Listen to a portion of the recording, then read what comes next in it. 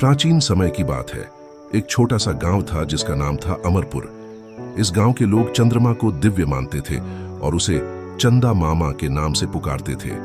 हर पूर्णिमा की रात को गांव के लोग एकत्रित होते और चंद्र देवता की आराधना करते। इस गांव के लोग मानते थे कि चंद्रमा उनकी किस्मत और जीवन की धारा को प्रभावित करता है। गांव का एक युवक गोपाल चंद्र देवता का परम भक्त था। उसने अपने पिता से चंदा मामा की कहानियां सुनी थीं और बचपन से ही चंद्रमा को अपने जीवन का मार्गदर्शक मान लिया था। गोपाल का जीवन एक आदर्श भक्ति का उदाहरण था।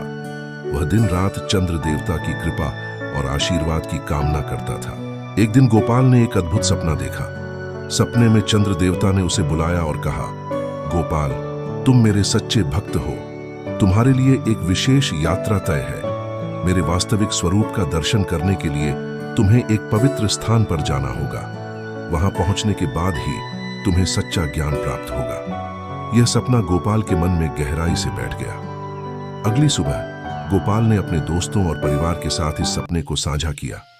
उसका विश्वास था कि यह कोई साधारण सपना नहीं था, बल्कि एक दिव्य संकेत था। गांव के बुजुर्गों ने भी उसके सपने की पुष्टि की और उसे इस यात्रा पर जाने की अनुमति दी। साथ ही उसकी बचपन की मित्र सरिता भी इस यात्रा में उसका साथ देने को तैयार हो गई। जैसे जैसे गोपाल अपनी यात्रा में आगे बढ़ा, एक प्राचीन शक्ति उसके रास्ते में बाधा बनने लगी। यह शक्ति थी कालासुर, जो एक प्राचीन असुर था और उसने सदियों पहले चंद्रमा को कैद करने की कोशिश की थी।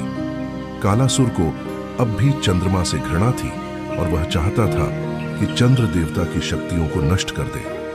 गोपाल और उसकी टोली का सामना कालासुर से हुआ, जिसने उन्हें विचलित करने और यात्रा में बाधा डालने की कोशिश की। कालासुर ने गोपाल को एक दुष्ट जाल में फंसाने की योजना बनाई, लेकिन गोपाल के अडिग विश्वास और ध्यान ने उसे इससे बचा लिया।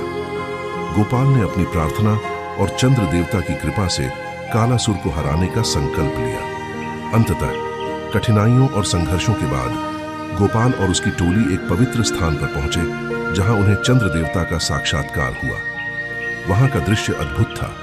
चंद्रमा के प्रकाश से सजीव भूमि, दिव्य स्वरों की गूंज और एक अद्वितीय शांति का अनुभव। चंद्र देवता ने गोपाल को दर्शन दिए और कहा, गोपाल, तुम्हारी भक्ति और तपस्या ने मुझे प्रसन्न किया है। मैं तुम्हें सच्चा ज्ञान और दिव्य दृष्टि प्रदान करता हूं, जिससे तुम अपनी आत्मा के साथ संसार को भी बेहतर बना सको। गोपाल को यह ज्ञात हुआ कि चंद्रमा केवल आकाश में चमकने वाला एक खगोलीय पिंड नहीं है, बल्कि ब्रह्मांड की शक्तियों का प्रतीक है। चंद्र देवता ने उसे भविष्यवाणी की कि अमरपुर गांव में एक दिव्य संत का जन्म होगा, जो भविष्य में अंधकार को दूर करेगा। जब गोपाल चंद्र देवता से आशीर्वाद प्राप्त कर रहा था, उसे एक अंतिम परीक्षा से गुजरने का निर्देश दिया गया। यह परीक्षा आत्मा की शक्ति को परखने के लिए थी। उसे योगिनी माया के मार्गदर्शन में ध्यान और साधना का अभ्यास करना पड़ा, ताकि वह अपने अंदर छिपी कमजोरियों को पहचान सके और उनका सामना कर सके। योगिनी माया ने कहा, सच्चा ज्ञान केवल बाहरी दुनिया से नहीं, बल्कि भीतर से आता है। अगर तुम अपने मन और आत्मा को एकाग्र कर सको, तो चंद्र देवता की कृपा सदैव तुम्हारे साथ रहेगी। गोपाल ने इस कठिन परीक्षा को पार किया और आत्मिक रूप से मजबूत हो गया। चंद्र देवता ने गोपाल को आशीर्वाद देते हुए कहा, तुमने अपने आत्मिक परीक्षणों को सफलतापूर्वक पूरा किया है। अब तुम्हारे पास वो शक्ति और ज्ञान है जिससे तुम अपने गांव और संसार में शांति और प्रेम का संदेश फैला सको। लेकिन याद रखना, आने वाले समय में एक बड़ा संकट आने वाला है। तुम्हारे गांव में एक दिव्य संत का जन्म होगा, जो इस संकट का सामना करेगा। गोपाल ने इस भविष्यवाणी को सुनकर चंद्र देवता का धन्यवाद किया और गांव लौटने का निर्णय किया। गांव लौटने के बाद गोपाल ने अपनी यात्रा के अनुभवों को गांव वालों के साथ साझा किया। उसके द्वारा चंद्र देवता के दिव्य ज्ञान का प्रसार हुआ और गांव में एक नया आध्यात्मिक जागरण शुरू हुआ। गांव के लोग अब चंद्र देवता की भक्ति में और अधिक समर्पित हो गए। गोपाल अब केवल एक भक्त नहीं था, बल्कि एक आध्यात्मिक गुरु बन गया था, जो चंद्रमा के ज्ञान और शक्ति का प्रसार करता था। उसकी भक्ति और तपस्या ने अमरपुर गांव को एक आदर्श स्थान बना दिया, जहां प्रेम, शांति और आध्यात्मिकता का संचार होता था।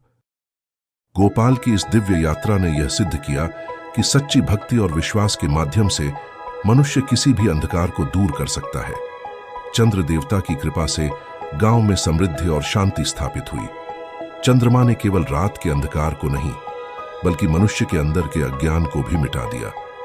गोपाल की कथा यह संदेश देती है कि यदि हम अपनी आत्मा की गहराई से किसी दैवी शक्ति पर विश्वास करते हैं, तो वह शक्ति हमें जीवन की कठिनाइयों से पार करा सकती है।